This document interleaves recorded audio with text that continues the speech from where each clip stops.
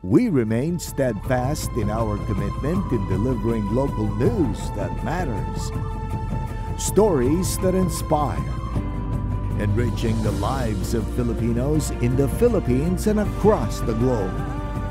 This is your GMA Regional TV. Buong puso para sa Pilipino.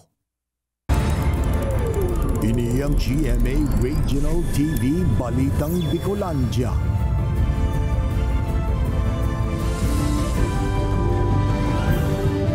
Diyos marahay na hapon mga kapuso, uninaan Balitang Bicolandia. Hatod mi ang pinakadarakula asin pinakabagong mga bareta sa Kabikolan. Kami ang tropa nin katotohanan, mahatod nin mga baretang mayo nin pigkikilingan, mayo nin pigpoprotehiran. Live halidigdi sa GMA Complex sa Naga City. Sa ngaran ni Kate De Lovieres, ako po, si Jessica Kalinog. Mga bus asin darakulang truck, pinapangalad na ngunyang mag-agi sa Concepcion Grande asin Pequeña tuyong rush hour como solusyon sa magabat na bulos kan trapiko sa rotonda. Ang reaksyon kan mga nagpapasadang pampasaherong bus sa lugar, aramonta sa pagtutok live ni Chris Novelo. Chris?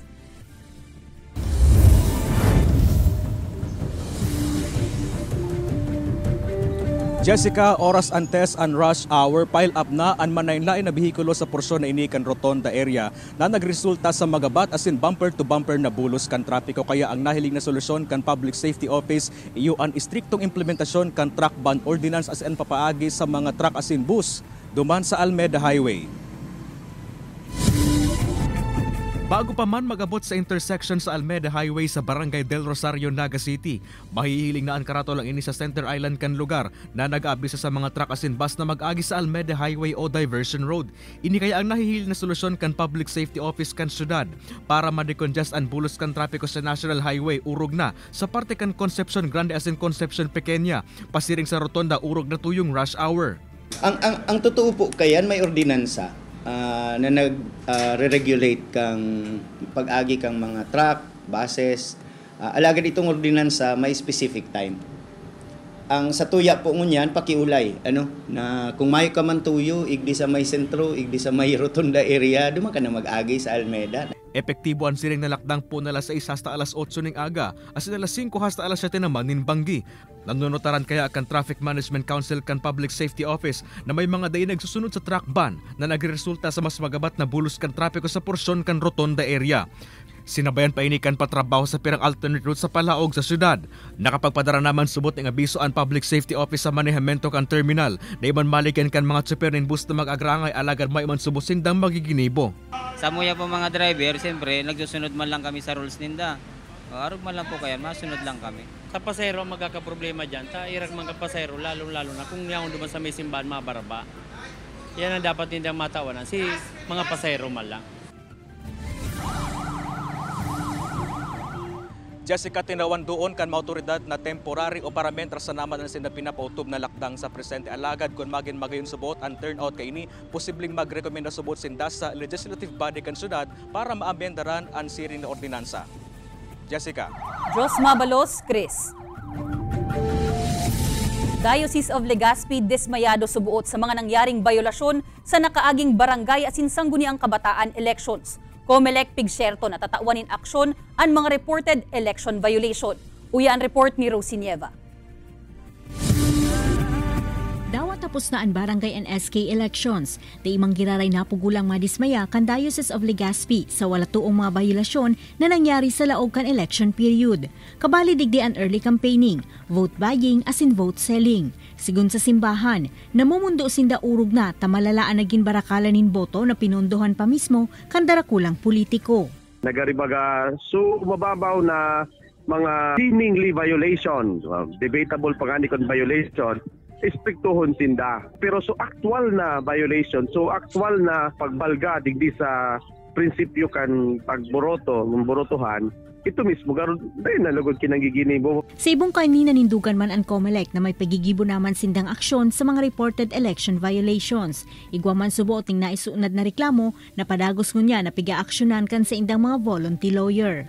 Although may mga complaint po on vote buying, pero si Comelec po tinutulungan po na ma-i-file po yung mga cases na yon. Sa ibong kan mga isyung ini, nagpasalamat man ang simbahan asin Comelec sa mga taong naging parte nga ni maging matuninong ang nangyaring pirilian kasalukuyan sa nasambitan ng syudad. Ini si Rosie Nieva, Balitang Bicolandia. Lalaking nanlilimos sa mga customer sa sarong kakanan sa Naga City na anggot, kanday matauwanin kwarta. CSWD papakusugon pa ang paghanap asin pag-rescue sa mga nanlilimos sa syudad na kung minsan nagiging bayolente. Uyan report ni Chris Novelo. Kuaan CCTV video na ini sa laog kan sarong kakanan sa Barangay Bagong Bayan Sur, Naga City kan nakaaging Lunes. Mahihiling sa video ang pira mga customer na nakakakan sa laog kan establishmento. Aban-aban pa, biglang naglaog ang sarong lalaki na namamalimos. Kan magsayumaan mga customer na pigahagatan kay nining kwarta, bigla kay tinapikan eyeglass kan sarong estudyante. Liwat na nagpuro barang lalaki na maghagad ng limos, alagad kan magsayaw magiraray na magtaon saro pang customer. Bigla kining sinipaan saro sa lamesa sa lugar. Sigun sa cashier kan kakanan na si Joe, dahil din na mali kaya na maadit sa ginibok kan nasambitan ng lalaki.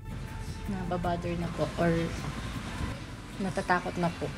Minsan po kaya ang iba po, pag di po tinatawan talaga ng babanta po arka yan.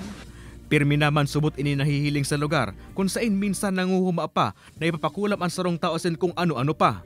Susog sa Naga City Social Welfare and Development Office. Dati naman subot na nakalaog sa Naga City Children's Home ang lalaki na nasa video kan ini minor de edad pa.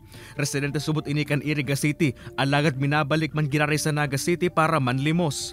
Pikutubodan bang may problema sa pag-iisip ang nasambitan ng persona. Sumunyan dahil nga ni nanumiti siya na medyo violente. So nakaipo nagaro ang medical intervention kasi kumbaga sa ano naman sa public, hazardous naman sa public kasi garo iba na ang pag-iisip. Ahanapon man kan opisina ang lalaki sa video as inipapang nanilimo sa syudad, nga day na mautropaan kaparehong insidente. Kay banan si Gerald Gandia, Chris Novelo, Balitang Bicolandia. Bastanteng turog pag inom nin dakol na tubig asin masustansang pagkakan iyong ipigre-rekomenda kan DOH Bicol Center for Health Development nganing maibitarang maulakitan o magkaigwa kan napapanahon asin madaling maglakop na helang na abo asin sipon. Ani ba pang detalye aramon ta sa report na ini. Sa mga panahon na ini, bihira subuot kun paluwason ni Joan an sa iyang duwang aki. Grabe ang init tapos minsan po nag-uuran-uran po baga si alis nga po kato. Kaya dahil ko po masyadong tiga yung paluwasang mga aki. Iniman kaya daan, minsang nagiging rason kan pagkakaigwanin abo asin sipon kan mga aki. Sigon kay Dr. Mildred Chanes kan DOH Bicol Center for Health Development, miski anong edad, pwedeng magkaigwanin abo o sipon. Alagad ang mga kaakian asin senior citizens, iyuan madaling magkaigwa o maulakitan kaini, tinhuli naman sa saindang hababa ng resistensya. Tuyong malipot ang panahon, mas marikas man ang paglakop kan abo asin sipon o ang pigaapod na rhinovirus. Kaya digdiman maririsa ang pagdakol kan mga nagkakaigwa kaini. Palakasin yung immune system. Pwede po natin siya magawa kung sapat po yung tulog natin. So dapat hindi po tayo puyat. So mga 6 to 8 hours na tulog po, okay pa po yun. Tapos uminom po ng madaming tubig, 8 to 10 glasses a day. Tapos balanced diet po, yung mga masustansyang pagkain, mga prutas, gulay. Ang nasambit na mga sintomas, haraning maray sa sintomas kan COVID-19. Sigun kay Dr. Chanes, masakit na maaraman kung anamamatita, ordinaryong abo o sipon sana o mas malala na pala na helang. Kaya importante subuot na obserbaran man giraray ang pigigibong paglikay kan panahon kan COVID-19 pandemic. Yung iba, nag-start siya ng sipon lang, sa kakaroon, nagiging bacterial na po. Tapos yung iba, nagiging pneumonia. Kasi yung pneumonia naman po is bacteria naman po siya. Pag mga gano'n na po, napapansin natin na after mga mag-1 week na lalo pang lumalala, magpatingin na po tayo kasi pwede hindi na po siya virus. Apuera kan abo asin sipon, dapat maging rigmat man subuot ang publiko sa iba pang helang sa panahon nin tig-uran, siring na sanakan waterborne diseases, leptospirosis asin dengue. Kaibanan si Jovel Obiso, Jessica Kalinog, Balitang Bicolandia. Santa Claus came to town early, an sa iyang dara, mga regalong upo. Sa Barangay Buklod sa Banwaan in San Jose, Camarines Sur, ipiglatag kasubagong aga kan pirang paratanom sa lugar ang 600 o 600 na pidaso nin bagong gusing upo. Ang mga ini libre nindang ipigtao sa dawa si Sayman na may gusto. Sigun kay Kapitan Jimmy Buenaflor, nasa 3 pesos na sanaan bakal ngunyan sa kada kilo nin upo. Haros mayo na da sindang dilihensya sa kantidad na ini. Kaya nagdesisyon sinda na ipanauna sanaan mga ini. Kabali naman ang mga gusikan sa rupang paratanom sa saindang barangay. Hasta sa may mga bunga paan sa indang tanom, padagos sa nadaasindang mananao kan mga ginusing upo. Sa kasagsagan kan COVID-19 pandemic, enot na ninda ining ginibo sa pigmukna na community pantry. Ang iba kaya, sabi, gulpi na naman yung kusin yung popo, kaya nagbarato naman bigla. Araw po yung kan marigoso, ma'am. Minsan, nag-120 ang kilo. Pag grabe na ang deliver kan, bigla minabarato. Minsan gusto sa hagadon, 10 pesos ang kilo. Kaya, yan, minsan bigpanaomi na lang.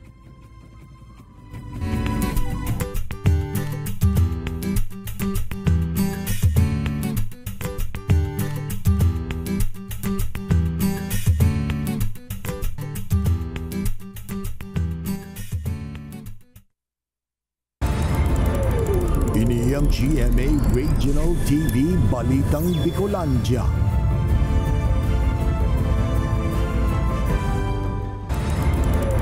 Ini ang GMA Regional TV Balitang Bicolandia.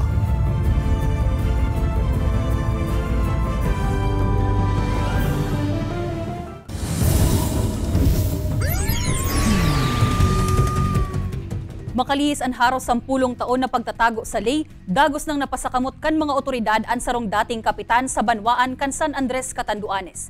Sigun sa report kan mga otoridad, nadakop na sambitan ng persona sa Kalumpit, Bulacan sa lindong kan mandamiento de aresto para sa kasong 43 counts kan pagbalgar sa Section B kan RA 3019 o an Anti-Graft and Corrupt Practices Act. Igwaining ipigre-rekomendang piyansa na nasa 30,000 pesos kada kaso na igwang kabilogang kantidad na nasa 1.2 million pesos para sa iyang temporaryong libertad.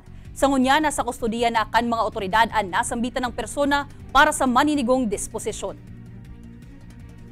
Siya ang ilang barangay captain and then so treasurer as signatories kang accounts kang barangay Nakasbakan. Dahil ang na-find out, nabigyan ang withdraw ng mga cash check through checks ng imo kay man napupunta sa honorarium kang barangay official.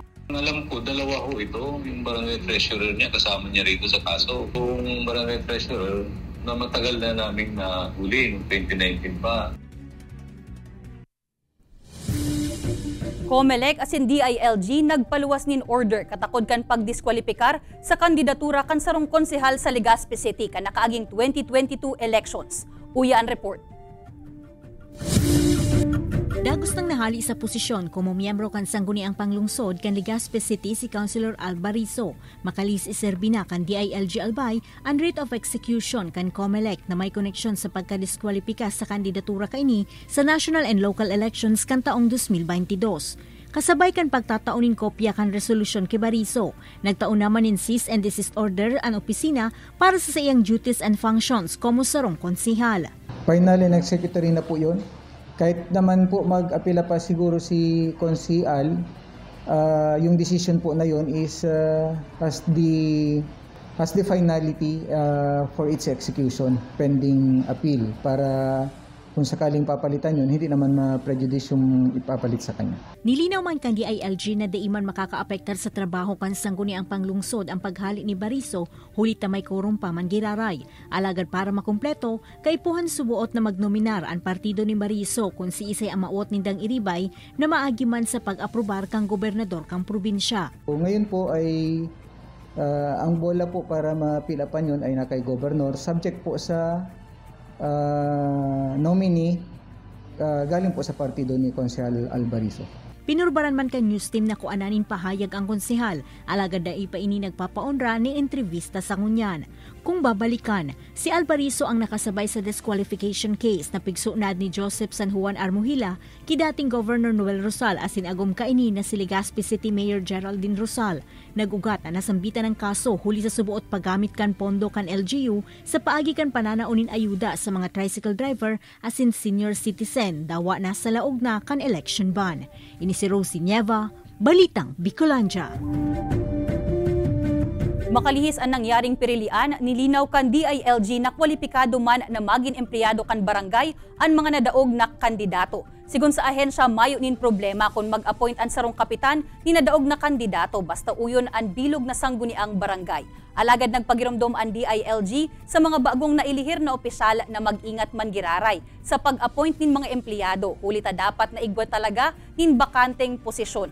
Kung mayo man, dapat magkaigwa mo na nin ordinansa para sa pagbubukas nin bagong posisyon sa barangay. Importante subuot ang ordinansa, hulita ini ang basihan kan kantidad kan magiging sweldo, klase kan trabaho, asin ang qualification para sa sarong posisyon. As provided po sa ating law, kahit po natalo ngayon sa barangay election ay pwedeng i-appoint. Wala po tayong 1 year na prohibition para sa pag-appoint ng mga natalo.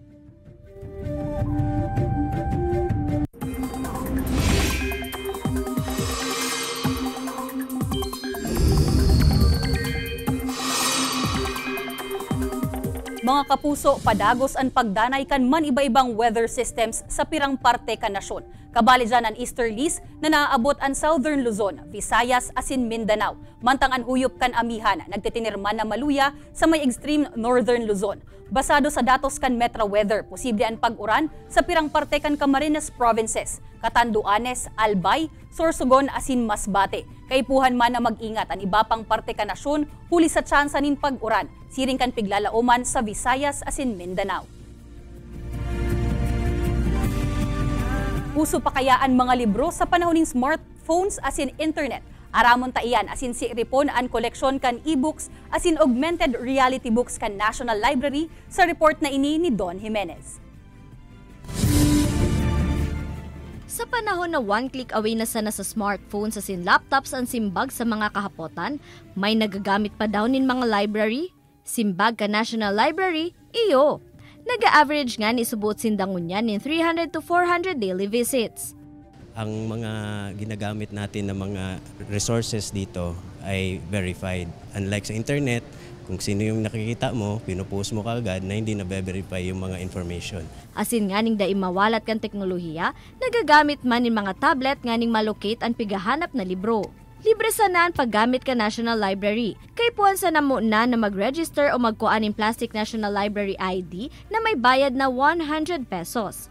Nagpo-provide po siya ng quiet place ng internet which is relatively fast. May e-books man sinda na available on-site asin online. Igwa pa nin mga augmented reality o AR books na pag ginamitan nin app, ang librong pigbabasa will come to life. It is partnered with a mobile application which is we call the Learn Live AR. Open lang natin siya, tapat natin siya dun sa mga images sa libro. Then mag-augment po dun sa inyong mobile yung mga images. Ini si Don Jimenez, Balitang Bicolandia.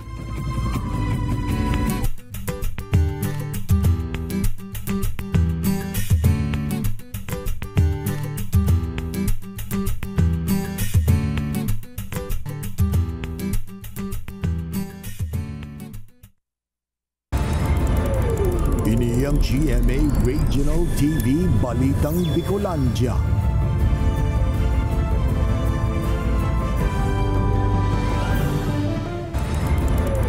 Ini ang GMA Regional TV Balitang Bicolandia.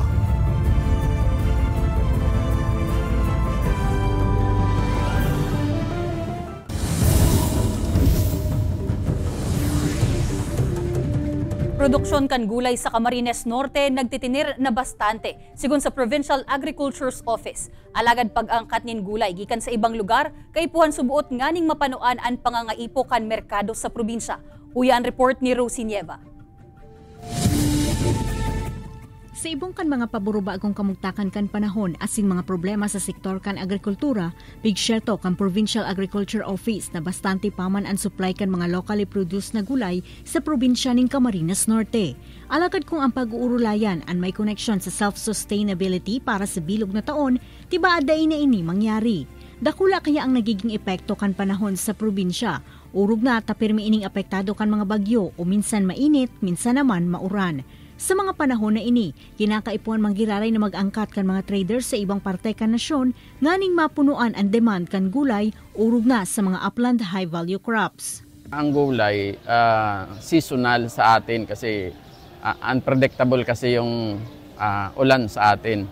Kuminsan maulan, kuminsan ay mainit naman. So kapag maulan, mahina nga yung production natin. Sigon sa provincial government, mas marahay subuot na magkasararo ang mga paraoma asin mag-urulay kung ano ang sa indang itatanom nganing dai magkaigwanin oversupply na nagiging rason sa pagbaba kan farm gate prices. Tayo mga farmers, dapat you have to organize yourselves at magtanim ng mga produkto.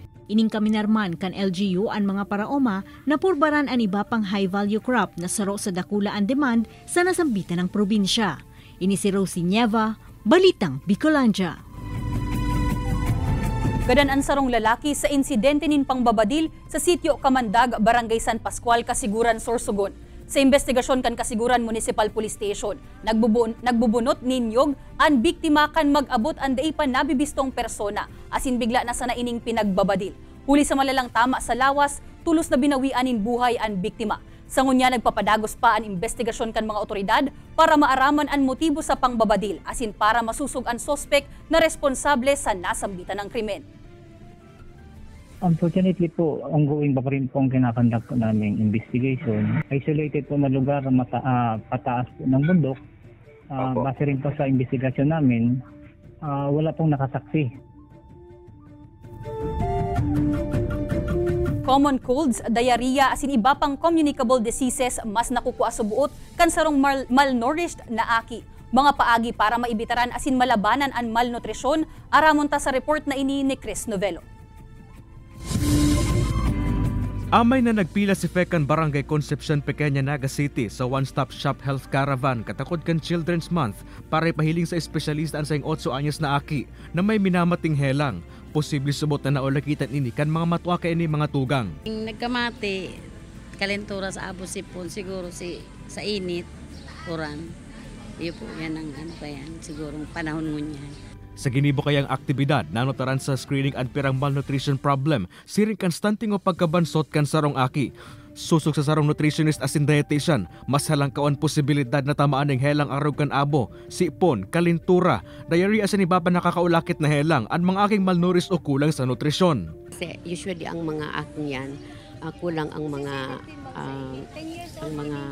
sustansya na siya man ang naglalaban sa mga helang, lalo ngayon mga kadakol baga mga kahilangan mo yan kumaluyo pa sa imong immune system na dahil nga sa mga nutrients kulang sinda, di lalo na siya natatamaan. Katakod kay ini, may mga paagi man subot nga ni mapreventaran ang malnutrisyon, siring kan pagpapakakanin mga pagkakan na mayaman sa sustansya. Napag-araman na base sa Naga City Population and Nutrition Office na sa 247 na siya ng kaakian sa syudad, ang malnourished na mas dikit na kung ikukumpara kan mga nakaaging taon. Kaya banan si Gerald Gandia, Chris Novello, Balitang Bicolandia.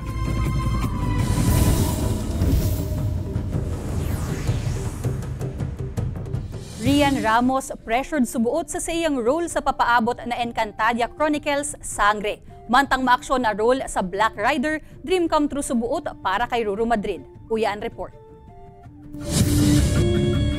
Ipinabisto na ni Bapang mga maganap sa pigaantabayan ng Encantadia Chronicles Sangre. Asin kasabay ka iyan ang pagbuyagyag sa karakter ni Metina na sarong makapangyarihan na diwata na maraot kan katuninungan sa kinaban kan Encantadia.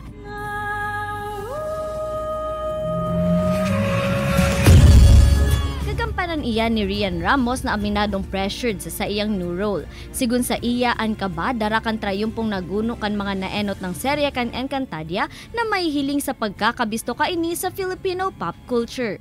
Sa ibong kaiyan, nangingibabaw man subuot kay Rian ang excitement sa iyang pagbabalik fantaserye, urog na sa effects, costumes at action scenes. Noon naman tayo mga mahihirap, hindi tayo pwede tumigil kahit isang araw. Dream come true man para kay kapuso primetime hero Ruru Madrid ang sayang pagganap ko mo Black Rider. Sigun sa iya, halo niya ng pangituroga na mapabali sa action series. Asin kan magkaigwang oportunidad para sa Black Rider, ipinangadyo niya subuot na makuha niya ang proyekto. Ang tabayanan ng sa iyang pagganap ko mo Elias tuyong 8 p.m. sa GMA Telebabad. Ini si Don Jimenez, Balitang Bicolandia. Literal na Christmas village, pigdadayong pasyaran ngunyan sa Vera Catanduanes. Makukulay na mga dekorasyon sa lugar, hilingon ta sa istoryang ini. Tuyong Nang maabot ang Kapaskuhan, wala tuunaan mahihiling ng mga Christmas decorations puon sa mga harong, mga establishmento, magin sa mga tinampo. Alagad mantang paparanina ang selebrasyon, patok naman sa mga bisita sin turista ang literal na Christmas village na ini na mahihiling sa West Garden Subdivision, Phase 2 sa Barangay Bigaa, Vera, Catanduanes. Paglaog pa sana sa compound, masabat na tulo sa imo ang makokolor na mga ilaw asin man lain-lain na mga dekorasyon na talaga namang sulit na dayuhon kan mga taong gikan pa sa ibang lugar o barangay. Dinala ko dito na yung mamakuha para ma-enjoy naman sila.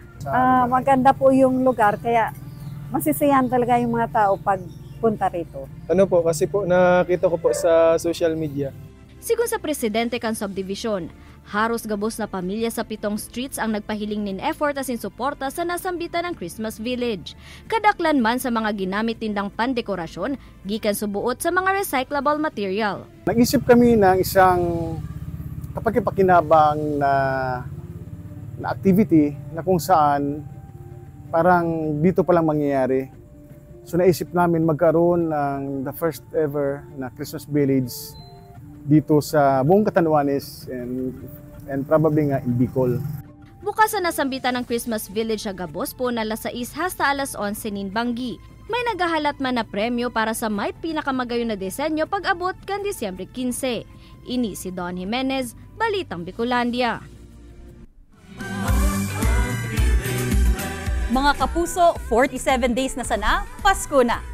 Madadalan ang episode na ini asin iba pang pinakahuring lokal na bareta sa official website kan GMA Regional TV, www.gmaregionaltv.com. Pwede man kamong magbisita sa samuyang official YouTube channel, GMA Regional TV, asin i-click ang subscribe button para sa pinakamainit na bareta hali sa manibaybang rehiyon. Mabalo sa mga kapusong Bicolanong nag-antabay, magin sa mga kapuso niyato abroad. Inulita sa GMA Regional TV, Local News Matters. Asin iyan ang pinakadakula asin mainit na bareta sa Kabicolan. Sa ngaran ni Kate De Lovieres, ako po si Jessica Kalinog. Kami ang GMA Regional TV Balitang Bicolandia. Bilog na puwersa para sa mas dakulang misyon asin mas mahewas na pagserbi sa nasyon.